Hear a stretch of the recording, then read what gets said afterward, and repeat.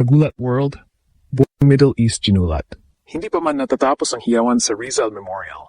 Ang ating Pinoy tennis queen na si Alex Ala ay muling sasabak sa pandaigdigang entablado. Next stop, ang prestihiyosong Mubadala Abu Dhabi Open, isang WTA 500 event ngayong February 1 to 7. Ito ay hindi lang basta tournament. Ito ay elite territory kung saan makakasagupan ni Alex ang top 10 players ng mundo. Matapos ang madamdaming laban kay Camila Osorio, handa na ba ang ating world number 49 na bitbitin ang warrior spirit sa hard courts ng Abu Dhabi?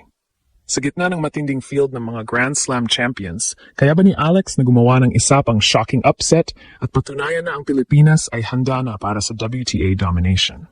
Mula sa injury updates hanggang sa crucial na draw results, hihimayin natin ang tsansa ni Alex sa Middle East swing na ito. Huwag kukurap dahil ang Ala Revolution ay wala nang hihinto, buong Middle East ginulat. Akala ng marami ay magpapahinga muna ang ating bida matapos ang napaka-emosyonal na quarterfinals sa Maynila. Pero nagkakamali kayo. Ang ating Pinoy tennis queen na si Alexandra Ala, ang world number 49, ay wala ng preno. Ang balitang kumakalat ngayon sa buong tennis universe ay opisyal na. Ang susunod na hihintuan ni Alex ay ang prestihiyosong Mubadala Abu Dhabi Open, isang WTA 500 event na gaganapin ngayong February 1 hanggang 7 sa International Tennis Center, Zayed Sports City. Bakit ito nakakagulat? Dahil ang WTA 500 ay ibang level na usapan. Kung sa Maynila ay WTA 125 ang sinalihan ni Alex, sa Abu Dhabi, ang field ng mga players ay puno ng mga dambuhala. Mula sa mga Grand Slam champions hanggang sa mga nasa top 10 ng mundo, gaya nina Elena Rybakina, Ons Jabeur, at Maria Sakkari. Ito ang tinatawag nating elite territory. Ang pagpasok ni Alex sa main draw o qualifying round ng tournament na ito ay isang malaking patunay na ang kanyang ranking na number 49 ay hindi tsamba. Siya ay kabilang na sa mga piling manlalaro na tinitingala sa buong mundo. Matatandaan na ang performance ni Alex sa Rizal Memorial, kamakailan ay nag-iwan ng matinding marka. Pagamat na uwi sa heartbreak, ang laban niya kay Camila Osorio, ang ipinakita niyang warrior spirit. At ang kanyang laser-sharp forehand ay naging viral topic maging sa Middle East sports news. Ngayon, ang malaking tanong ng mga OFW at tennis fans sa UAE, handa na ba si Alex na dalhin ang init na Maynila sa lamig ng desyerto? Ang Mubadala Abu Dhabi Open ay kilala sa napakabilis na hard courts nito, na pabor sa agresibong estilo ni Alex. Ngunit hindi ito magiging madali. Ang jet lag, ang pagbabago ng panahon mula sa humidity ng Pilipinas patungo sa tuyong hangin ng Abu Dhabi, at ang pressure ng paglalaro sa harap ng libu-libong Pinoy expatriates ay siguradong susubok sa kanyang katatagan. Pero gaya ng nakita natin sa nakaraang buwan, si Alex Ala ay hindi basta-basta sumusuko.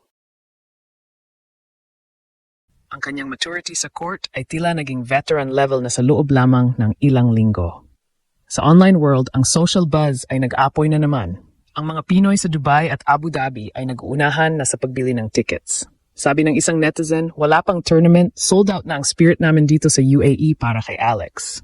Ramdam ang adrenaline dahil ito ang unang pagkakataon ngayong 2026 na sasabak si Alex sa isang WTA 500 event matapos ang kanyang matagumpay na simula ng taon. Pero mayroon din kaba ang ating iniingatang hamstring injury ni Alex mula sa Maynila. Marami ang nagtatanong kung sapat pa ang ilang araw na pahinga para makarecover ang kanyang katawan. Sa videong ito, susuriin natin kung paanong ang Warrior Fire ni Alex ay magsisilbing susi para muling gulantangin ang tennis world sa labas ng sariling bansa. Handa na ba ang Middle East sa pagdating ng ating pambato? Ang Ala Revolution ay lilipad na at ang bawat Pilipino, saan man sa mundo, ay nakatutok sa bawat palo niya. Dito na tayo papasok sa mas malalim na diskusyon kung bakit ang Mubadala Abu Dhabi Open ay isang make or break moment para sa career ni Alex Ala. Sa mundo ng professional tennis, malaki ang pagkakaiba ng WTA 125 sa WTA 500. Kung sa nakaraang tournament sa Maynila ay tila tayo ang bida, sa Abu Dhabi, papasok si Alex bilang isang mapanganib na underdog sa gitna ng mga higante. Ang field ng mga manlalaro rito ay hindi biro. Pinag-uusapan natin dito ang mga Grand Slam winners at finalists na sanay sa bilis ng bola sa United Arab Emirates. Ano nga ba ang naghihintay kay Alex pagdating sa technical na aspeto? Una na rito ang hard court conditions. Ang International Tennis Center sa Zayed Sports City ay kilala sa fast-playing surface. Dahil ang hangin sa Abu Dhabi ay tuyo kumpara sa humidity ng Pilipinas, ang bola ay mas mabilis na tumatalbog at hindi masyadong bumabagal sa hangin. Paborito sa laser sharp forehand ni Alex dahil mas mahirap itong habulin.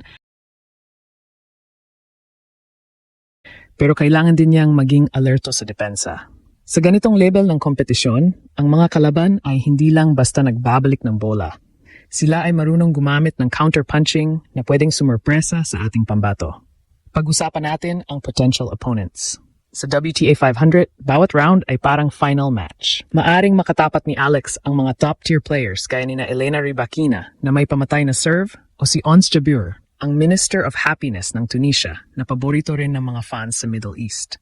Dito masusubok ang agility at footwork ni Alex. Kung noong nakaraang laban-laban kay Camila Osorio ay nakita natin ang bahagyang limitasyon ni Alex sa mga habang rallies, sa Abu Dhabi, kailangan niyang maging efficient. Hindi niya pwedeng hayaan na mapagod siya ng maaga dahil ang stamina ng mga players sa top 10 ay nasa ibang antas. Dito rin papasok ang conflict ng kanyang physical condition versus global ambition. Alam nating lahat na bitbit ni Alex ang isang bothersome hamstring mula sa kanyang kampanya sa Maynila. Ang paglipad ng mahabang oras patungong Middle East at ang mabilis na transisyon sa bagong court ay maaring maging sanhi ng pagod sa kanyang kalamnan. Pero ito ang dahilan kung bakit tinatawag siyang warrior. Sa likod ng mga ngiti sa airport, alam ni Alex na ito na ang pintuan patungo sa top 40 ranking. Isang magandang performance lang sa Abu Dhabi. Marahil isang upset laban sa isang seeded player ay sapat na para mag-shoot up ang kanyang points at lalong mapalapit sa kanyang pangarap na maging seeded sa susunod na Grand Slam.